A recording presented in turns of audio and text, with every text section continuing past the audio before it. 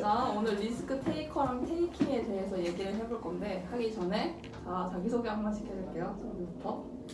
안녕하세요. 세종대학교 국방시스템공학과 석정우입니다. 안녕하세요. 경희대학교 경영학과 인력학번 황혜란입니다. 안녕하세요. 충북대학교 기계공학과 김영석입니다. 안녕하십니까. 중앙대학교 간호학과 16학번 이지용입니다. 네, 야. 와. 자, 일단 하기에 앞서 제가 리스크 테이커의 정의를 다시 한번 말씀드려볼게요. 그리고 질문으로 할게요. 근데 반말로 해도 될까요? 아니요. 네. 자, 리스크 테이커, 일단 리스크 테이킹이라는 것 자체는 일정한 성공 확률이 있어야 되고 그 성공 확률을 보고 위험 요소가 있음에도 불구하고 그 위험 요소를 내가 안고 가는 게 리스크 테이킹이에요. 근데 이 리스크 테이킹을 하면서 내가 어떤 목표를 설정하고 거기 도달하려고 전략을 세우고 내가 가지고 있는 모든 자원을 올인하는 사람을 리스크 테이커라고 해요. 한마디 뭐 짧게 말하면 그냥 혁신자 정도? 네, 그럼 질문으로 한번 해보겠습니다. 자, 첫 번째 제가 질문을 했는데 일단 리스크 테이커라는 말 다 그 전에 들어보신 적이 있나요?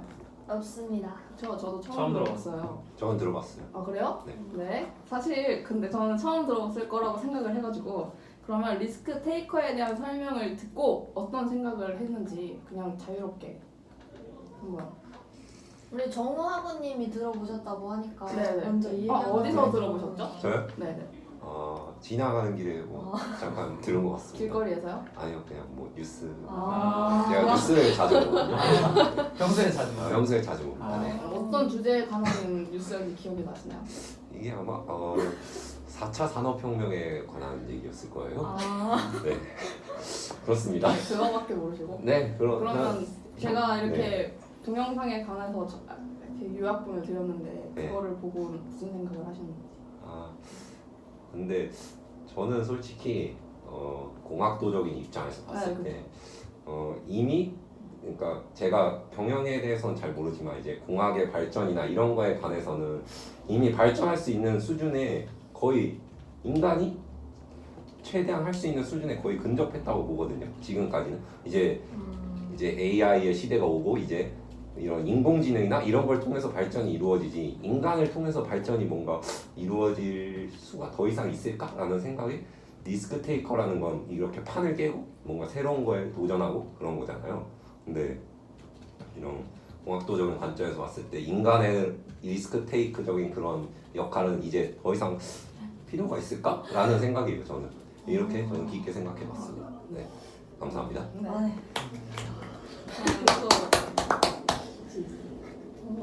질문이 뭐였죠? 리스크 테이커라는 말에 대해서 그냥 자유롭게 들은 생각이나. 저는 사실 딱 들었을 때 그냥 우리나라에서 가장 골칫덩어리고 약간 고민하고 있는 주제가 아닌가 이렇게 생각이 들었어요. 왜냐하면 우리나라 사람들은 약간 성향이 뭔가를 발전시키고 자기 혼자 막 회의를 느껴서 뭐 이렇게 새로운 걸 만들겠다 이렇게 도전하는 사람들보다는 그냥 무조건 안정적이고 그냥 약간 얇고 길게 가는 그를 원하는 사람들이 많잖아요. 그래서 뭔가 우리나라 발전이 더딘다고 평소에 생각이 들었었고 그래서 우리나라에서 문제라고 생각합니다. 네. 박수님 2번까지만 칠게요. 네. 죄송합니다. 네, 해보세요. 리스크 테이커를 처음 들어봤는데 이번에 음. 딱 그 단어에 또 딱 나왔듯이 위험을 딱 감수하는 거잖아요. 그렇죠? 이 뒤가 없이 자신의 온갖 모든 걸 다 쏟아내면서 하는 건데 확실히 저는 리스크 테이크가 필요하다고 봅니다. 테이킹이 필요하다? 네. 네. 왜냐? 네. 네. 네. 맞아요. 저는 네. 리스크 테이커라는 단어를 처음 들었을 때 그냥 말 그대로 위험을 감수하는 사람 이런 느낌이 있었어요. 그래서 우리나라 여러 기업들 중에서 그런 리스크 테이커 몇몇 좀 있는 거 아닌가, 그게 뭐 그렇게 국가적으로 그렇게 큰 이슈가 될까 생각을 했었는데 학원님이 올려주신 요약본을 보고 그게 국가적인 입장에서 우리나라가 리스크 테이커가 된다? 이렇게 생각을 해보니 그게 좀 어려운 일이 될 수도 있겠구나 라는 생각이 들어서 충분히 토의해볼 만한 가치가 있는 주제라는 생각이 들었습니다. 네. 일단 한 번씩 얘기를 잘 들었는데, 그러면 제가 이 요약본에서 이렇게 해드린 것처럼 일단 지금 한국 경제가, 그리고 한국의 지금 상태가 리스크 테이킹을 하면서 혁신으로 가야 된다는 입장이세요, 일단 교수님은. 근데 거기에 대해서 일단 저희 한국의 발전 방향이라든지 아니면 어떻게 더 나아갈 수 있는지, 경제에 대해서 어떻게 생각하시는지 한번 자유롭게 하고 싶은 말씀. 참 어려운 질문이네요. 저 어렵죠. 근데 리스크 테이킹이라는 게 성공이 어느 정도 보장돼 있는 상태에서 도전을 하는 거라고 말씀을 하셨잖아요. 성공이 보장되어 있다기보다는 어느 정도의 가능성이 있는 거죠. 그 가능성을 보고 가는. 우리나라의 경제에 대해서요? 굳이 경제를 한정짓지 말고 그냥 우리나라 입장에서 크게 본다면? 제 생각에는 우리나라가 이제 원래는 개발이 잘 안 된 국가였는데 개발이 되게 된 계기가 일제감정기를 겪고 뭐 IMF를 겪고 몇 번의 약간 국가적인 경제적 위기를 겪은 다음에 이제 빠른 속도로 급속하게 성장을 했잖아요. 갑자기.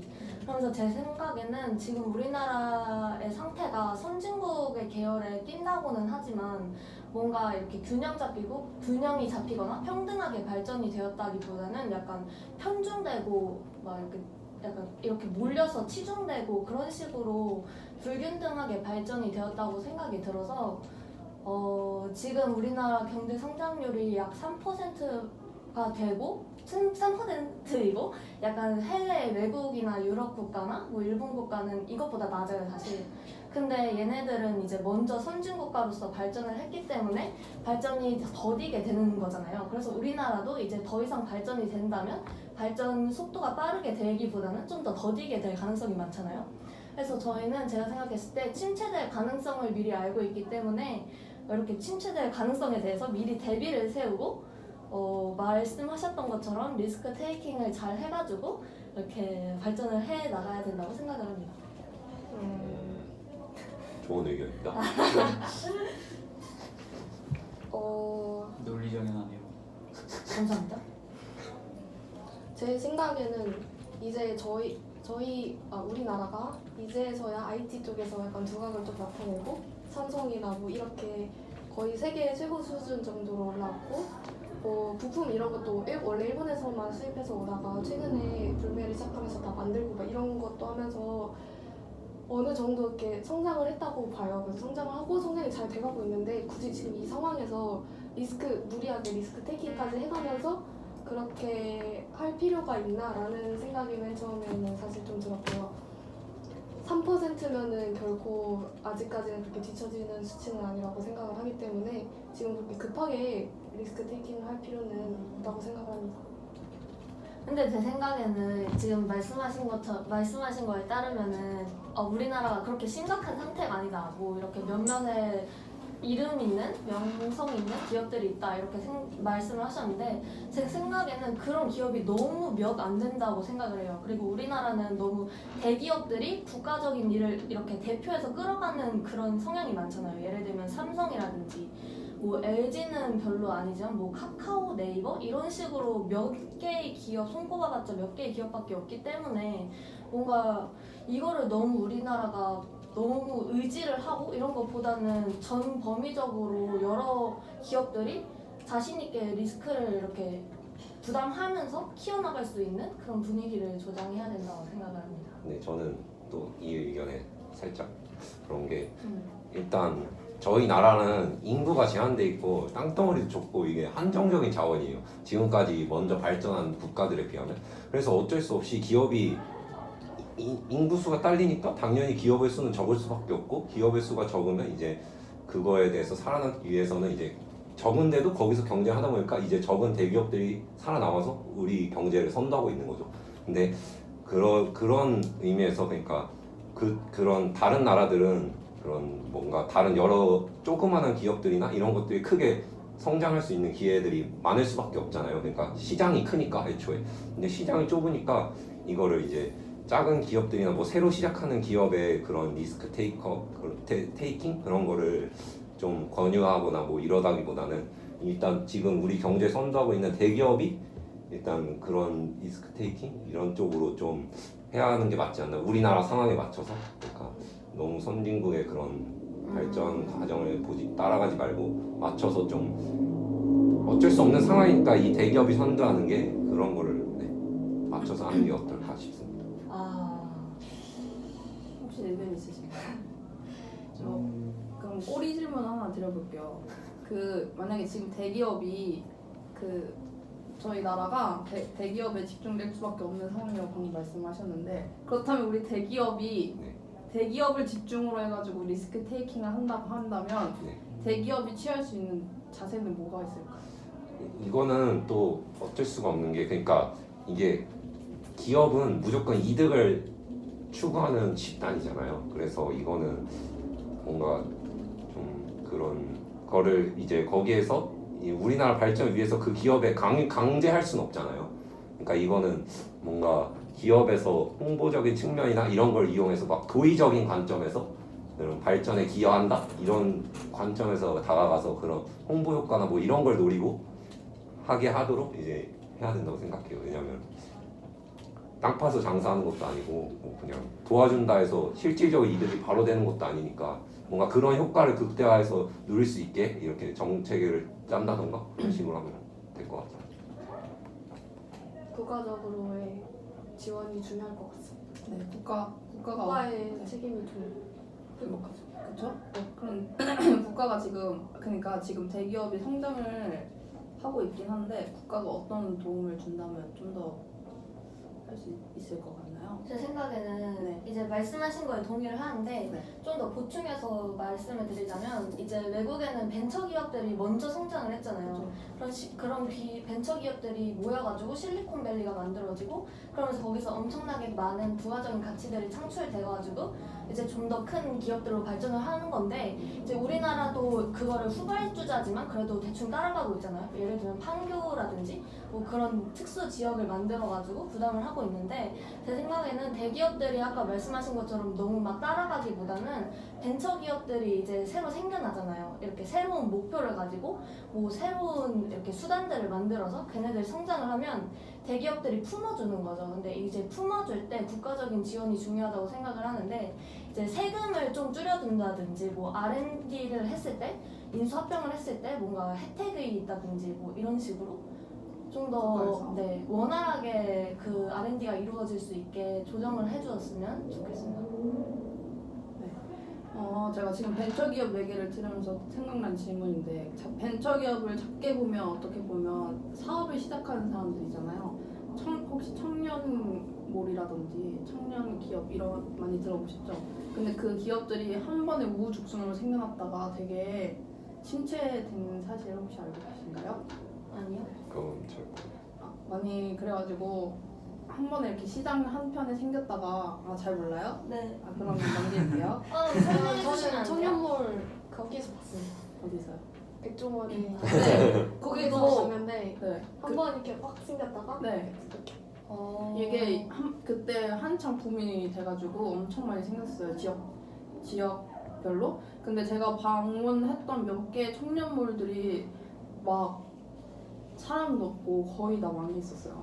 그런데 그때 청년몰 생길 때 그때 정부에서 지원을 많이 해준 걸로 알고 있거든요. 저는. 근데 그럼에도 불구하고 그렇게 침체된 질문이 있는데 어떤 지원을 해준 거예요? 그때 그 창업 비용을 지원한다든지 그쵸, 그런 식으로.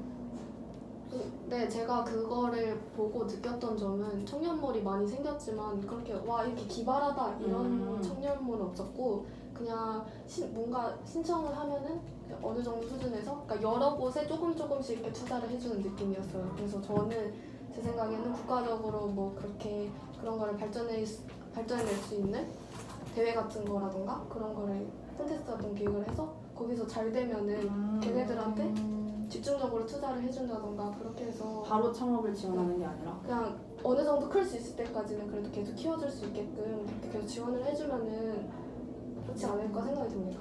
좋은 것 같습니다. 또 그러면 저 추가하고 싶은 게 있는데 네. 창업 지원뿐만 아니라 그러니까 그것도 중요한 것 같아요. 결국에 기업을 먹여 살리는 건 소비자인데 소비자가 이제 저희처럼 뭐 청년몰의 존재를 모르는 사람도 많고 이런 인식 개선이 솔직히 먼저인 것 같거든요. 왜냐하면 대기업 거 있고 중소기업 거 있고 뭐 벤처기업 거 있으면 너 어디 거 쓰려면 당연히 대기업 쓰고 뭐 그런 게 인식이 솔직히 만연해 있잖아요. 그러니까 그런 인식 개선에 들어가야 되는 비용도 이거 국가가 뭐 어떻게 해주는 게 인식 개선. 좋은 추가 그런 방안이 아닐까. 네, 인식 개선도 중요해요. 그렇죠. 김영숙 씨 네, 생각이 없으신가요? 청년몰 가보셨나요? 저 한 번도 안 가봤는데요. 그래요? 그럼 다음 질문으로 넘어가 볼게요. 자, 원래 그 한국의 문제로 돌아와서 우리 토의자분들이 생각하기에 한국은 지금 선진국이라고 생각하는지 개도국이라고 생각하는지 그리고 이유 정도 짧은 이유 정도요. 저는 아까 말씀드렸던 것처럼 이게 수치적으로 봤을 때는 우리나라가 선진국의 계열에 끼어 있는 건 맞는데 어떻게 보든 뭐 OECD 기준으로 보든 무슨 기준으로 보든 다 선진국의 계열에 들어있긴 한데요. 너무 발전이 비약적으로 이루어졌고 편중되고 치중됐기 때문에 진정한 의미의 선진국은 아니라고 생각합니다.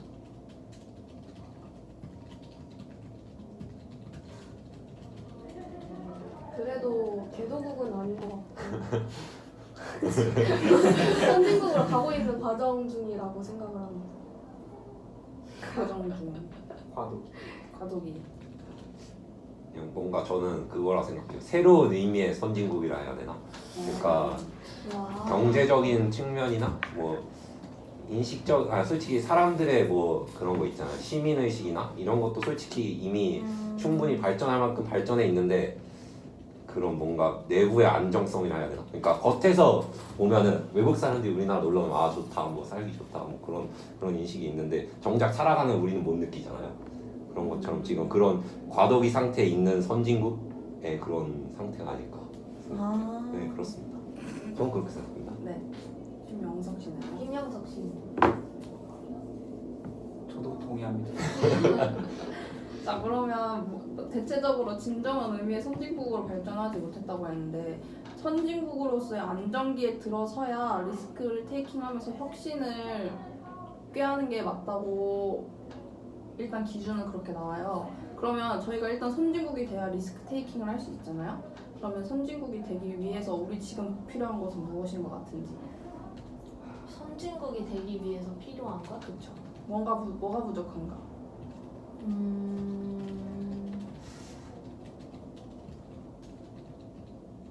살짝 어려운 질문 같아요. 선진국이 여기서 말하는 선진국이 경제적인 의미의 선진국. 그냥 어떤 의미로든 그러니까 굳이 선진국에 이렇게 막히지 말고 그냥 우리나라가 뭐가 부족하자 우리가 그냥 살면서 우리나라 이것 좀 개선됐으면 좋겠는데 이러면 우리가 더 나아질 것 같은데 했던 부분들.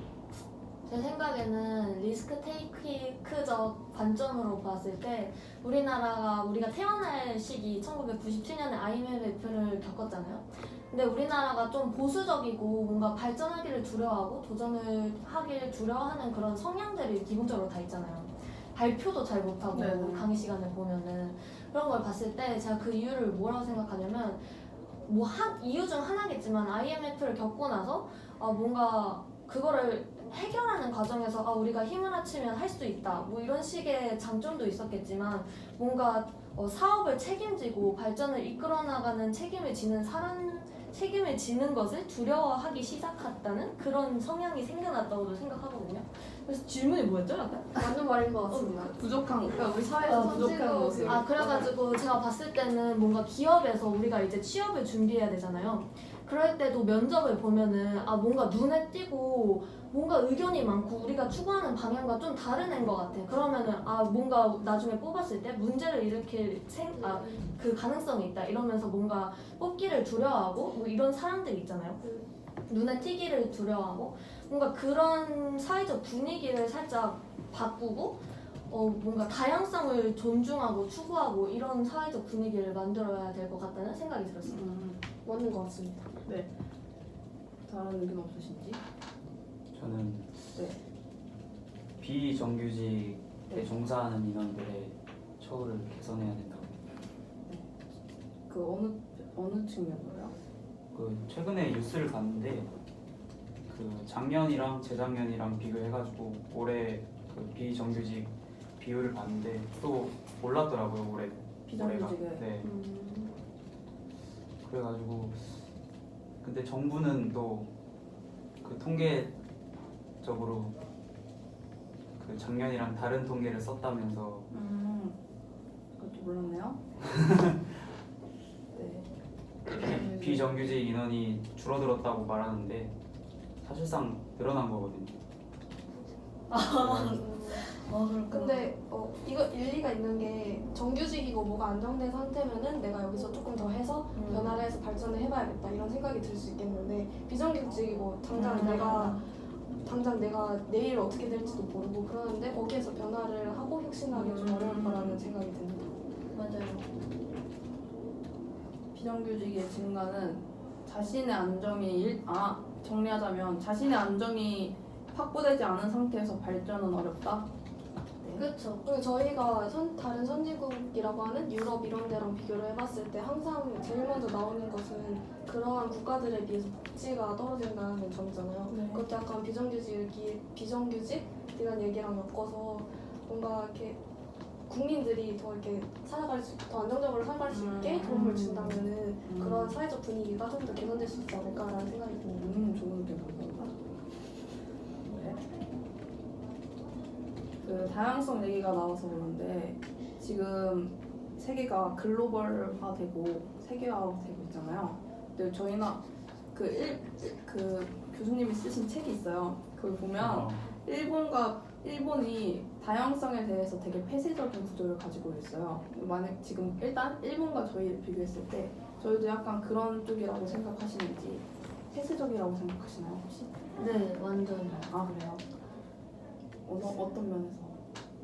그냥 딱 봐도 저는 요즘 영어 수업을 들으면은 외국인 사람들이 되게 많잖아요. 외국인 사람 반, 우리나라 사람 반 이러면은 뭔가 교수님이 질문을 했을 때만 봐도 우리나라 사람들은 아무런 대답을 못해요. 우리나라인데도 불구하고.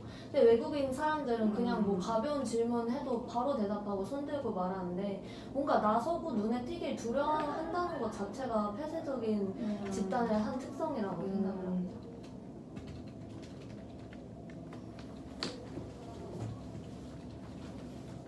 또 없나요?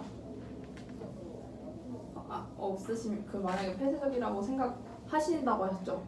저요? 네 아니에요? 저 아무 말도 안 했는데요. 폐쇄적이라 생각하시나요? 다른 미국이나 뭐 그런 쪽 서양 쪽 나라에 비해서는 아직 우리나라나 일본이나 아직 폐쇄적인 느낌이 있다고 생각합니다. 네 그러면 약간 폐쇄적이게 저희가 눈에 띄기를 두려워하는 게 제가 누군지 알고 있는 상태에서 그거 눈에 띈다면 내가 누군지 아니까 이런 느낌이 있잖아요. 무슨 말인지 이해해주시죠? 그래서 사람들이 익명으로 자신의 의견을 낼 때 인터넷에서 의견을 내거나 댓글을 쓸 때는 의견 표출을 편하게 하잖아요. 그래서 그 교수님이 제시하신 방법 첫 번째가 하나가 있는데 인터넷으로 러닝을 하는 거예요. 러닝이요?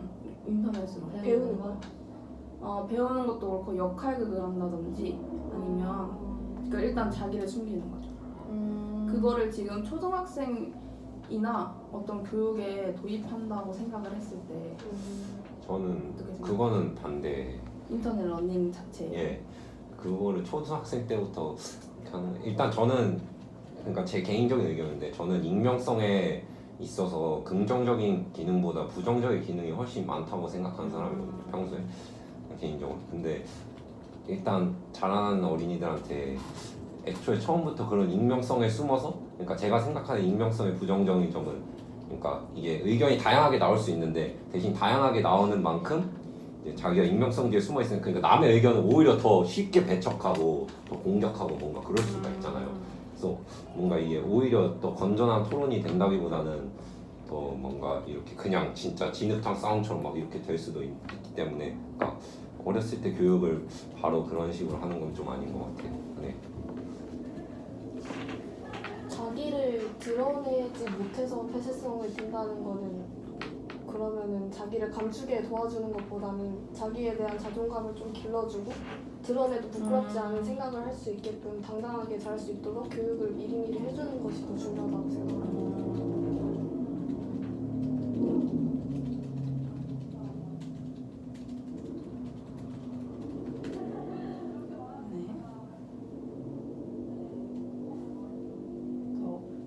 이 질문에 대해서 더 의견이 없으신가요? 네. 그냥 뭔가 덧붙여 말하자면 이제 우선 이분의 의견에 동의를 하고요.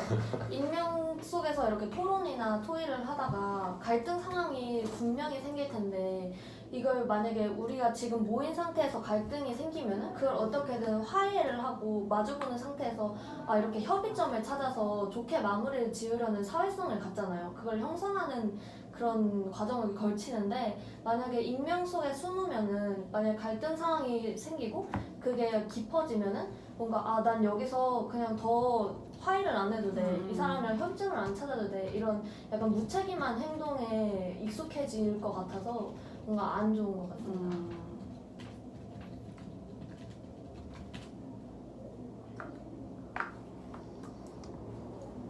좀 쉬었다 할까요? 아니요. 끊을 수 없어요. 아 일시정지 없어? 그러시네요. 큰일 났네요. 네. 지금 한 것처럼? 기름나. 뭔가 이거 지금 약간 리스크 테이킹에서 조금 벗어나가지고 뭐죠?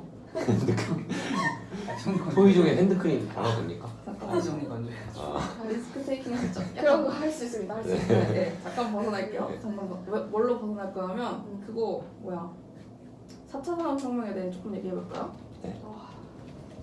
4차 산업. 인터넷이 나왔고 지금 여기 국방 시스템학과 있고 뭐라고? 기계공학과가 있고 간호학과에서도 어플을 만드는 과제를 하신다고 들었는데 괜히 알려줬죠? 경영학부가 둘 있고 해서 4차 산업혁명에서 약간 대화를 나눠보고 싶은데 질문을 해볼게요. 지금 4차 산업혁명에서 제일 화두가 되는 게 AI나 인공지능이잖아요. 그 AI나 인공지능으로 인간의 아니야 이렇게 한장하지 말고 AI나 인공지능에 대해 그냥 생각나는 거 AI나 자유롭게 인공지능에 대해 생각나는 걸 말하라고요? 네 자유롭게 진짜 본인이 평소에 뉴스를 보던지 인터넷을 보던지 했을 때 생각했던 것들 저는 요즘 네. 무인결제 시스템에 대해서 네. 세미나를 갖고 있는데 이제 무인결제 시스템이 전국적인 마트, 편의점, 우리나라에는 마트랑 편의점에는 아직 도입되지 않았고 키오스크가 대신에 많이 도입된 상태잖아요. 근데 외국에서는 일반적인 마트나 편의점까지 다 무인으로 대체가 됐고 예를 들어서 한 우리나라의 이마트 같은 대규모 평소에 직원이 한 3-4명밖에 상주해 있지 않아도 되는 상태까지 이르렀어요. 근데 이제 AI나 인공지능이 생기면서 인간이 하기 힘든 일을 이제 담당을 하고 있잖아요. 근데 이거에 되게 저는 파괴적이라고 생각을 하는 게 인공지능이 그만큼 많은 숫자의 인간의 노동을 대체를 하면서 이제 저숙련 노동직은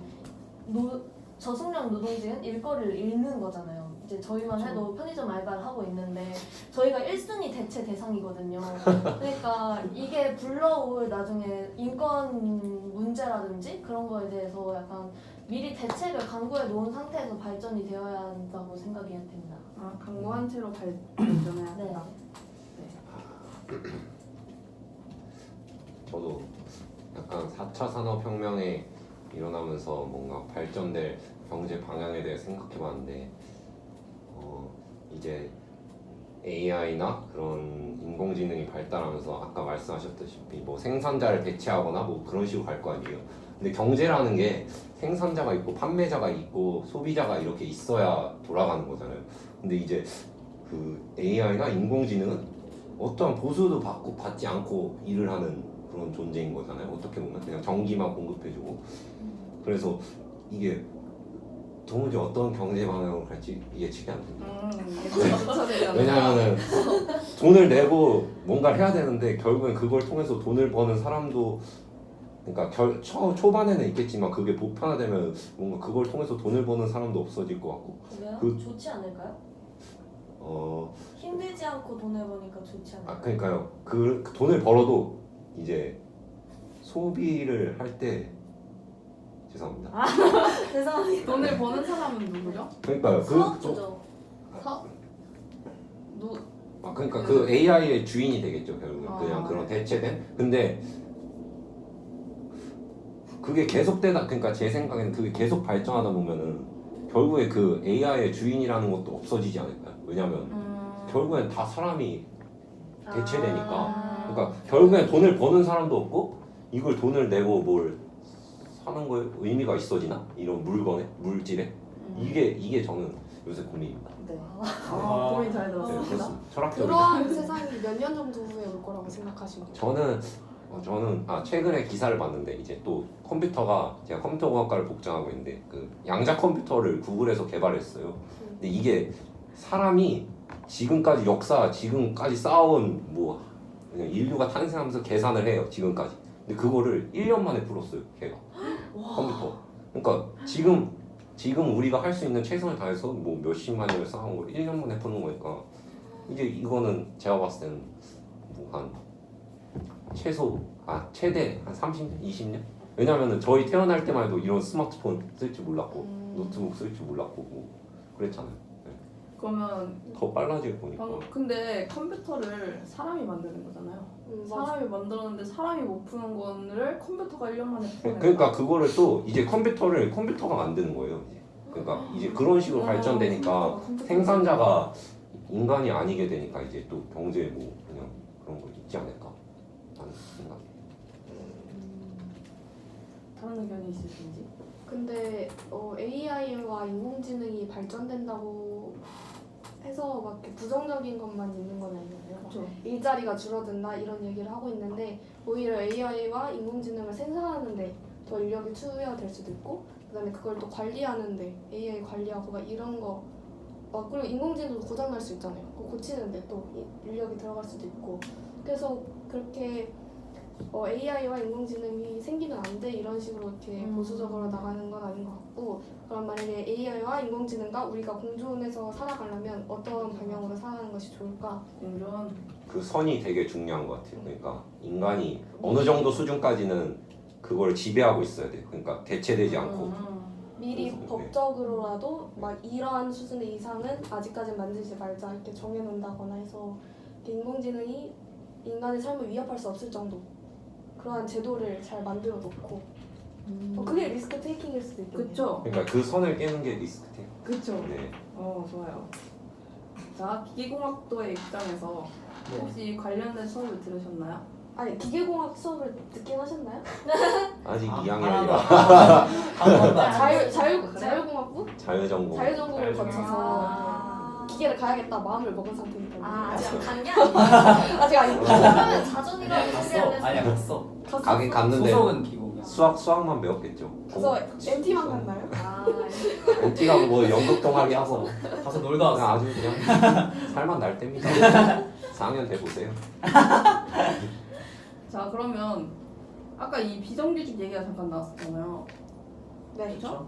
근데 인공지능이 저숙련 노동자를 대신하는 게 지금 완전 거의 일반화된 상태라고 봐요. 근데 비정규직 노동자들은 대부분 그런 저숙련 이라고 생각이 되거든요. 네.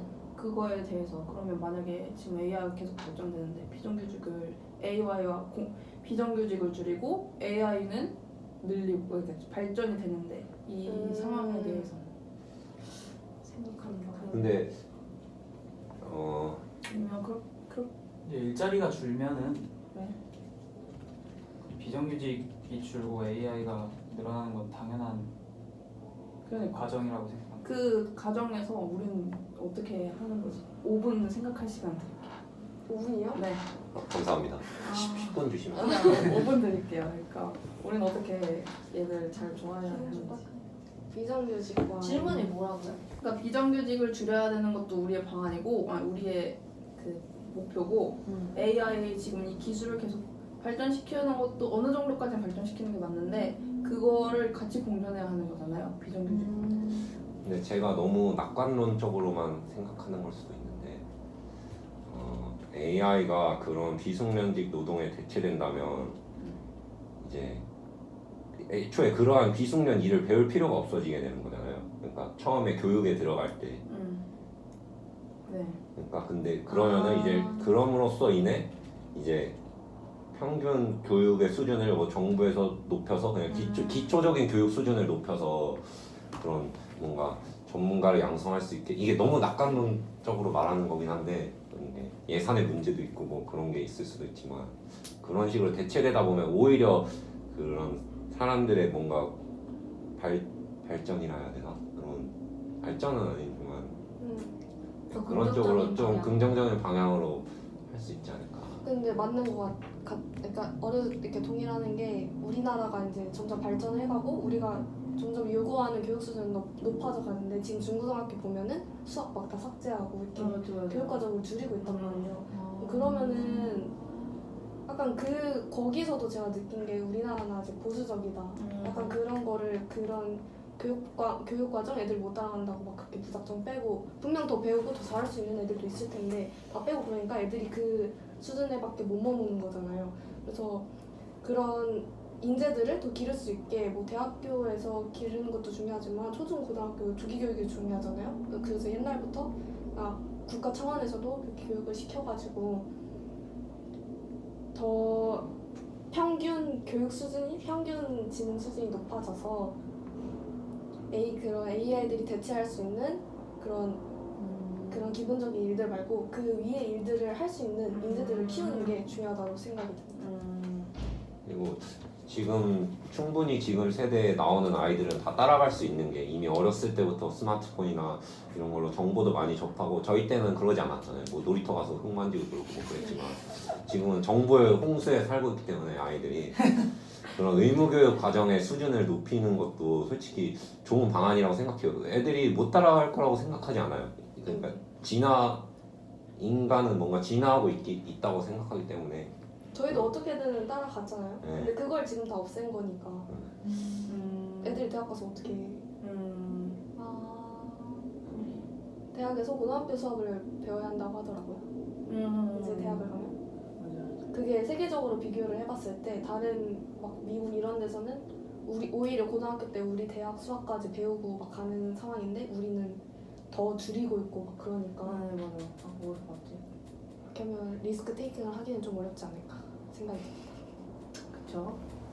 자, 우리 AI 얘기는 여기서 끝낼까요? 살짝 당이 떨어지는 것 같아요. 자, 쿠키 먹을 거 없으니까 잠깐 기다려보자. 키 유료? 몇 분이죠? 지금 40분. 네, 자 그러면 네 번째 질문 리스크 테이킹으로 돌아올게요.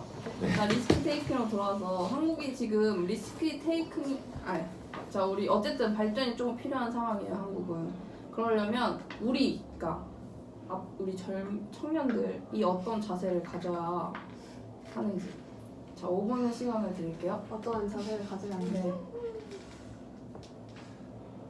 발전하고 혁신하는 자세가 중요하겠죠. 그렇죠. 그러려면 자기를 우리는 개발하고. 무슨 노력을 해야 되는지까지. 저는 그걸 생각해요. 그러니까 저희 중에도 뭐 발전, 그러니까 개방적인 사람이 있고 보수적인 사람이 있고 뭐 그러잖아요. 근데 그거는 이제 부모님 세대를 통해서 물려받은 게 좀 크다고 생각해요. 왜냐하면 저희는 보수와 개방이요. 네, 그런 자기의 그런 신념 뭐 그런 것들이. 그래서 이제는 저희가 젊은 세대가 되면 저희 밑에 세대를 위해서 개방적인 걸 딱 물려줘야 될 시기가 아닐까. 맞는 말씀이 그래, 있어요. 그러면 맞는 말이야. 개방적인 문화를 네. 형성하기 위해서 우리는 뭘 할 수 있을까요? 그러게요. 우리 지금 자, 힌트를 하나 주자면 힌트 정답이 있는 거예요, 아니, 이거? 정답은 없는데 아, 정답 유효하는 거 정답은 아니에요? 없는데 약간 도구를 하나 주자면 우리 인터넷 많이 쓰잖아요. 네. 인터넷이라든지 핸드폰이라든지 이런 거 이용해서 뭔가 우리 개방할 수 있는 방법이 있지 않을까요? 좀 더 개방적으로 될 수 있는 방법? 아이들이. 아 근데 진짜 저도 뭐 하나 물어봐도 됩니까? 네. 혹시 리스크 테이크를 할 기회가 있다면 할 네. 겁니까? 저는 안정적인 지원이나 보호 수단이 있으면 없으면? 저는 약간 얇고 길게 가는 스타일인 것 같아요. 지금 만약에 지금 되게 학교 잘 다니면서 네. 4학년까지 잘 해왔잖아요. 지금 네. 다들 이렇게 열심히 군대 갔다 오고 상황이- 네. 열심히 해왔잖아요. 졸업인데 막 이 학교를 졸업해서 대졸 그래도 하고 따고 그러면 어느 정도 회사에 이력서를 넣을 수 있고 붙을 가능성도 있고 그렇잖아요. 근데 만약에 지금 내가 진짜 좋은 사업 아이디어가 떠올랐어. 네. 그러면 이 자퇴를 그냥 딱 해버리고 그 사업을 밀고 나갈 수 있을 것 같아요. 굳이 자퇴를 해야 되나요?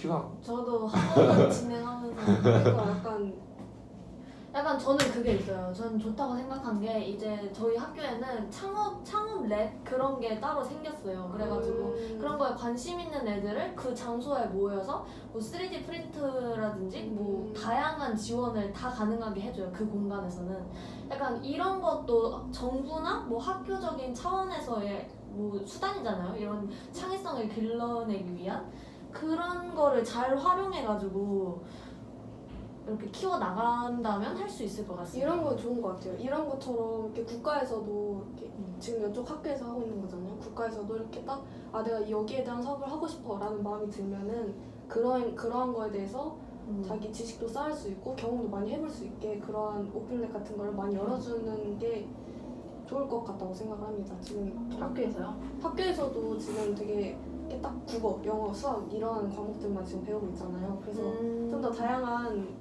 다양하게 고등학교에서? 초중고등학교에서 그럴 수도 있고 대학교에서 그럴 수도 있고 이렇게 더 넓은 세계를 보여주는 것이 혁신하는 데 중요하다고 생각합니다. 맞아. 막 학문이나 이론적 이론 이런 거는 솔직히 우리가 배워봤자 우리가 3학년 지금 4학년까지 갔는데 솔직히 머리에 남는 게 뭐가 있습니까? 중간고사, 기말고사 이런 거 다 까먹잖아요. 없습니다. 그런 거라기보다는 약간 사람의 성향이나 뭐 이런 다양성을 존중해주는 분위기 이런 거에 잘 참여할 수 있게끔 그런 분위기를 만들어주는 게 중요할 것 같습니다. 네. 애초에 혁신하는 게 이상하지 않는 분위기를 학교에서 그렇게 만들어주는 게 답이 정해지지 않는 네. 지금 이것처럼. 그쵸. 네. 답 정해져 있지 않았어요. 아 그래요? 비싼 네. 거예요. 힌트를 좀. 아니 그러면 그런 분위기를 형성하기 위해서는 그 교육을 받는 아니면 보는 범위를 넓혀주는 받는 아이들의 연령대는 어느 정도가 적당하다고 생각하는지. 낮으면 낮을수록 좋지 않을까요? 근데 막 지금부터 초등학교부터 그렇게 시작하자 이건 좀 아닌 것 같고 우선 대학교 이러한 거 해주는 학교가 그래도 꽤 있겠지만 아직 그렇게 전체적으로 이렇게 확장이 되지 않았고 했으니까 이렇게 전국적으로 대학교마다 이러한 시스템을 도입할 수 있게 국가적으로 도와주고 그게 어느 정도 자리를 잡으면 고등학교로 내려갈 수 있는 거고 또 고등학교가 자리 잡으면 중학교로 내려갈 수 있는 거고 그럼 우리 교육 시스템에 대해서 잠깐 얘기해 볼까요? 근데 제가 생각하기에 대학에 와서 미래를 생각하기에는 조금 늦는다고 생각을 하거든요. 늦어요. 근데 미래를 그것도 생각하는 우리 사회에서 그렇게 굳어졌으니까 그런 거죠. 사실 지금 100세 시대인데 100세 시대 우리 100살까지 살 건데 지금 해봤자 23살이잖아요. 4학년인데 졸업반인데 근데 지금 뭔가를 해서 늦었다고 생각하게 만드는 사회적 분위기 자체가 좀 잘못됐다고 생각이 들고 그래서 계속 이렇게 폐쇄적으로 보수적으로 이렇게 막 이 나이 때 뭘 해야 되고 이렇게 하다기보다는 언제 자기가 뭘 하고자 마음을 먹으면 할 수 있게끔 이렇게 많이 국가에서든 기업에서든 도와줄 수 있는 게 필요하다고 생각해요. 저도 전혀 늦지 않았고 대학교부터 시작이라고 생각을 하거든요. 그리고 한 25도 전혀 늦지 않았고 30살도 늦지 않았고 한 50살은 인생의 중반이니까 그때 전 후반이라도 전혀 무색하게 상관이 없을 것 같다고 생각합니다. 혁신에는 근데 늦지 않았지만 사실 제가 이 나이에 와서 너 다시 수능 공부해서 네가 하고 싶은 공부과 들어갈래 하면 못할 것 같습니다. 그러니까 이 혁신이 정말 어려운 것 같습니다. 아니 무서워. 그 저기 전공에 한번 엮어서 네? 네, 한번 저요? 네. 근데 저희도 그런 걸 생각해 보면은 저희 과가 그래도 이 학교를 졸업하면 군인이 된다는 그런 안정적인 것 때문에 선택한 친구들이 굉장히 많아요. 저희도 네. 그렇습니다. 네, 여기 간호학과도 간호사가 네. 된다는 뭔가 그런 안정적인 것 때문에 뭐 원하는 거나 뭐 그런 거에 상관없이 들어온 친구들이 굉장히 많은데 근데 지금 돌아갈 수 없어요. 저는 늦지 않았어요. 좀 늦었어요. 저는 좀 늦었어요. 그래요? 네, 그렇습니다. 신세 한탄 해봤습니다. 아 진로를 선택하기에 늦었다 이런 말이었어요? 그쵸. 아 진로를 선택한 거. 저는 약간 사업을 하기에 아 사업은 늦지 않았죠. 근데 뭔가 20살이 넘어서 학년이 높아지면서 뭔가 새로운 걸 시작하기에 근데 그건 것 같아요. 그거는 뭔가 시대가 지나면은 달라질 것 같은 게 왜냐면은 지금의 주요 모든 경제나 이런 사회 분위기를 만드는 세대는 저희 부모님 세대잖아요. 저희 부모님 세대는 당연히 뭐 정해진 대로 살아왔고 뭐 그런 인식이 팽배해 있으니까 이게 그들이 주요층에 있으니까 그게 당연하다는 시 내려온 거고 이제 세대가 바뀌면서 저희가 그런 층에 올라갈 시대가 되면은 자연스럽게 바뀌지 않을까라는 생각이에요. 저는 그러니까 굳이 인위적으로 뭔가를 하지 않아도 그러니까 세대 교체가 자연스럽게 되는 거죠. 그냥 그런 뭐 생각이 어느 바뀌는 정도는 건데 바뀌겠지만. 크게 바뀌 잘 모르겠습니다. 조금은 그래서 원래 하려던 질문이 뭐였었죠? 이거였는데요? 다 된 것 같아요. 아 그래요? 네. 다음 질문. 자, 한국어가 없나요? 자, 기가 안 들고. 자 이거 자 리스크 테이킹으로 돌아올게요. 자 동영상의 내용에서 현재 한국의 모습은 1960년대 일본의 모습과 같다고 했어요. 자 이거 다시 한번 요약해서 설명을 드리자면 1960년대 일본은 IT로 성장하는 미국을 따라서지 못했어요. 왜냐면 혁신을 하지 못했기 때문에. 근데 우리가 지금 빠르게 성장하고 있는 기술에 빠르게 따라가지 못한 상태에 있어요 지금. 저희가요? 그런가요? 저는 오히려 생각하기에 그래요? 반대한다. 최근 주도하고 있는 거는 저희 나라라 생각하는데요. 최근 뭘 주도하죠? 최근에 그냥 그러니까 주가 되는 산업 있잖아요. 그러니까 미국이 IT로 발전했듯이 저희도 지금 5G. IT나 뭐 그런 그런 그 동영상에서 꼭 집어 반도체 산업이라고. 근데 반도체 산업이 저희가 그거 되고 있는 거 좀 뒤처져지게 옛날까지는 선두였는데 이제 뒤처져지게 되는 건 맞긴 맞는데 꼭 그게 아니더라도 다른 분야에선 선두인 분야가 혹시 우리나라가 선두라고 생각하는 분야가 있는지? 5분만 검색해 보겠습니다. 핸드폰? 핸드폰, 인터넷 속도만 해도 저희 나라가 폴더블 폰. 그러면 그러네. 그러면 그쪽에 있어서 우리나라는 일단 혁신자 정도라고 그쵸. 생각하시는. 그러면 우리가 혁신하고 있는 이 사업에 이 분야에 있어 더 발전했으면 하는 바람이 있나요? 당연히 바라요. 아니 더 발전했으면 하는 방향이나. 저는 그 5G나 폴더블 폰이나 우리나라가 선구자를 이렇게 선점하기 위해서 약간 너무 급하게 약간 미약하게 발전이 된 상태에서 너무 급하게 선점을 했다고 생각을 해요. 왜냐하면 폴더블 폰도 솔직히 너무 약간 기술적으로 내구성이 떨어진다고 생각을 하고 5G도 지금 냈지만 아무도 사용하지 않잖아요. 너무 한계도 많고 그러니까 약간 지금 좀 더 사업을 구체화시키고 완전하게 자리를 잡아야 된다고 생각을 합니다. 너무 타이틀에 목매서 최초라는 거에 너무 목을 매서. 근데 저는 또 근데 오히려 이게 네, 오히려 테이킹이 될수 이게 있는 그거 아닌가요? 그러니까 그렇네요. 결국에는 그런 뭔가 위험을 감수하고 내가 거기에 먼저 그 선점해서 일단 그런 뭔가 맞아요. 문제점이 있어도 그걸 통해서 이제 고쳐 나가면은 그게 완성품이 되는 거잖아요. 그러니까 그런 겁니다. 네, 좋았어요. 좋은 포인트. 우선 제가 질문이 있는데 지금 우리나라 상태처럼 미약하게 발전이 된 상태에서 타이틀에 목을 매가지고 선점을 한 상태잖아요. 혁신자로서. 그런 전략에 대해서 찬성을 하시는 입장인가요? 그럼? 근데 그거는 이제 그거마다 다른 것 같아요. 그러니까 어느 기업이 선도하느냐. 솔직히 그런 기술을 선도하는 기업이 그런 문제점을 고칠 수 없을 거라 생각하지 않아요. 그렇지. 네, 왜냐하면 그런 자원이나 뭐 발전 가능성을 가지고 있는 사람들이 리스크 테이킹을 하는 거죠. 안 그렇습니까? 네네네. 그렇죠 그렇죠. 근데 오히려 제가 생각했을 때 새로운 산업이고 새로운 사업인데 딱 이렇게 여기서 출시를 했는데 이게 너무 뒤떨어지는 거예요. 아니 뒤떨어지는 게 그 시대에 뒤떨어지는 게 아니라 너무 약간 내가 생각하기에 완전하지 않은 상태이다 이렇게 인식이 되어버리면 그 기업에 대해서 부정적인 인식이나 이미지가 생길 가능성도 있지 맞아, 않을까요? 맞아. 그러니까 오히려 소비자들한테 겉만 반감만 번지르르 하고 속은 약간 텅 빈 그런 거라고 인식이 될 가능성도 있지 않을까요? 제가 지금 읽고 있는 책에 이 교수님이 쓰신 책인데 아, 그런 미비하지만 빠르게 선점하는 게 필요하다고 말씀을 하시는데 그래요? 빠르게 근데 그 분야가 달라요. 아, 빠르게 선점해야 되는 건 즉각 수정이 가능한 소프트웨어나 이 인터넷 빠른 이게 피드백이 가능한 거. 근데 제조업 분야에서는 이미 출시가 되고 나면은 이 망가진 부분에 대해서 수정이 즉각적으로 될 수 없으니까.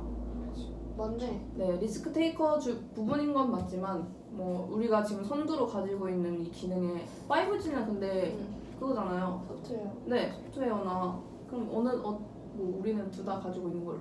네. 리스크 테이커적인 면도 있고 그러네요. 좀 더 보완해서 제품을 출시해야 될 부분도 있는 걸로 정리를 할게요. 네. 네. 자, 몇 분 남았죠? 자, 저 하실 얘기 없으신지? 각자 소감. 나 그럼 오늘 소감을 소감. 자, 오늘 그러면 일단 제가 정리를 할게요. 네. 오늘 토론에 대해 진행을 할게요. 일단 주제는 리스크 테이킹과 테이커에 대해 얘기를 나눴는데 그거 얘기하다가 뭐 AI도 나오고 교육 제도 나오고 비정규직도 나왔어요. 되게 많은 얘기를 나눴다고 생각해요. 저는. 네.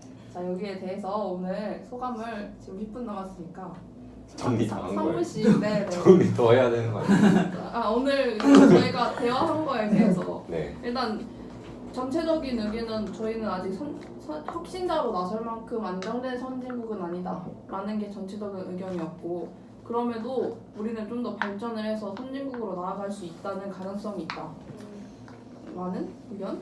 그리고 완전히 혁신자는 아니지만 어느 분야에서는 우리는 혁신자로 나서고 있고 혁신자가 된 부분에 대해서도 보완이 조금씩은 필요한 것 같다. 네. 네. 자, 정리를 끝났고요. 자, 오늘 소감 한 번씩. 아주 건강한 토의였던 것 같습니다. 3분 해주세요. 네? 3분 동안 얘기. 3분이요? 네. 아주 건강했고요. 네. 이렇게 각자 한 주제에 따라서 이렇게 다른 생각을 할 수 있구나 그런 걸 또 많이 느꼈고 또 우리나라의 미래가 참 밝은 것 같습니다. 저희 같은 청년들이 이렇게 건실하게 자라주고 있으니 네. 네, 열심히 하겠고요. 저도 네. 각자 자리에서 열심히 합시다. 네, 이런 좋은 토론 기회 마련해주신 교수님께 너무 감사드리고요. 그리고 이지연 학우께도 정말 감사드립니다. 참여해주신 여러분도 감사드립니다. 아유, 별 말씀을. 제 자신도 정말 수고했습니다. 네, 수고하셨습니다. 정말 좋은 자리였습니다. 네. 말씀해보세요. 저는 처음에 리스크 테이커란 단어도 처음에 몰랐는데 검색을 해보기 전까지 뭐 해석을 해보지도 않았었는데 오늘 이야기를 많이 나눠서 좋은 기회가 된 것 같고 이 자리를 만들어주신 이정현 교수님 이게 너무 감사드립니다. 이걸 보고 계실 조교님 너무 수고하셨습니다. 그리고 이걸 또 유튜브에서 보실 시청자 여러분들 구독, 좋아요 부탁드립니다. 네, 부탁드리겠고 아무튼 우리나라의 미래가 밝다는 걸 다시 한번 느꼈습니다. 저는 솔직히 말해서 아무 생각 없이 왔거든요. 그래 보입니다. 죄송합니다. 제가 말씀드립니다. 근데 이 많은 학우분들의 의견을 들으니까 배운 것도 많고 좋은 기회가 된 것 같아요. 네, 다시 한번 생각해보는 시간을 가졌으면 좋겠어요. 네. 생각 좀 많이 하세요. 네. 이지용 학우님. 저는 사실 처음에 정말 걱정을 많이 했었거든요. 리스크 테이커라는 일단 용어도 처음 들어보지만 저나 뭐 이런 전공 특성상 경영이나 경제에 대해서 전혀 배울 기회도 없고 그래서 이거를 1시간을 잘 채울 수 있을까라고 생각을 하고 특히 부족한 상태에서 시작을 했는데 이렇게 긴 시간 동안 토의를 해보면서 저희가 얻어가는 게 많았잖아요. 그렇게 하면서 저희의 인식도 많이 변했고 그런 거를 느끼면서 이렇게 경영학부나 뭐 이렇게 그러한 친구들만 이런 수업을 들을 것이 아니라 이렇게 저희같이 간호학과 친구들이나 공대 친구들도 충분히 이런 수업을 들으면서 우리나라가 어떻게 발전해 가야 할지 생각을 정리하는 시간을 갖고 하면은 좀 더 혁신에 다가갈 수 있지 않을까라는 생각이 들었습니다. 네, 완벽한 소감. 자, 오늘 토의에 참여해주신 거 감명 깊었네. 55분. 55분. 진짜요? 네. 5분 하면 프리 네. 토킹. 아니요, 이 정도면 된 것 같아요. 그 사회자님은 소감을 한번 저 할게요 지금. 네. 아니 일단 제가 과제가 많아서 이거에 대해 정확히 정리를 잘 해드리지 못함에도 불구하고 많은 관심을 가지고 알아와 주셔서 이렇게 토의를 오랫동안 의견 말해주고 해줘서 정말 감사드리고요. 정말 감사드리고요. 시간 내주시면서 감사드리고 이런 얘기를 일단 저희가 오랜 시간 동안 친구였지만 이렇게 막 사회에 대해서 얘기하고 이런 적은 없었던 것 같아요. 그래서 이런 얘기를 할 수 있다는 게 너무 재밌었고 좀 의외의 기회였고 왜 저러고 네, 의외의 기회였고 뭐 기회가 된다면 종종 이런 주제를 제가 한 번씩 꺼낼 테니까 계속 얘기해봤어요. 진짜요? 네네. 나쁘지 않은 것 같습니다. 그쵸. 저희 발전을 위해서도 좋은 것 우리 같아요. 책 한 권씩 읽고 네. 토의 좋아요, 이렇게 좋아요. 싫다는 거. 너무 재밌었습니다. 그쵸. 재밌었어요. 물론 생각이 부족하신 학우분도 있지만 다음에는 뭐 자기 분야 지금 든 생각인데 뭐 자기 분야에서 얘기하고 싶은 거 들고 와가지고 그래 이과과 거 배우면 가지고 와서 얘기해보고 하면서 그래서 서로의 전공을 융합해서 네. 좀 더 혁신에 나아가고 네, 이러다가 리스크 우리가 테이킹 좀 창업을 할 해보고. 수도 있는 거고 네, 그런 그 게 다음 좋은 것 한 같습니다. 접시씩 사. 네네 그쵸 회식하나 회식. 회식합시다. 네. 뭐 그렇게 해서 어쨌든 시간 내준 거 진짜 고맙고요. 3분 나. 아니 됐어요. 확실해? 네. 아까 1시간 채워서 올리지 않았어? 노래 한 곡 할래 누가? 됐어. 됐어? 뭐 어쨌든 시간 내주셔서 감사하고 제가 잘 정리해서 과제를 제출하도록 하겠습니다. 와, 언제까지 제출인가요? 네, 11월 7일까지요. 11월 7일이요. 정리해서 보고서도 써야 되거든요. 네이블 받을 수 있나요? 이 정도면 뭐 도전해 볼게요. 도전은 누구나 할 수 있죠. 리스크 테이커니까. 그러니까 저희 리스크 테이커니까. 네. 네, 그러면 여기서 토의를 자, 마치도록 슬레이트 한 번씩 치고 끊을게요. 하나, 둘, 셋. 써주세요.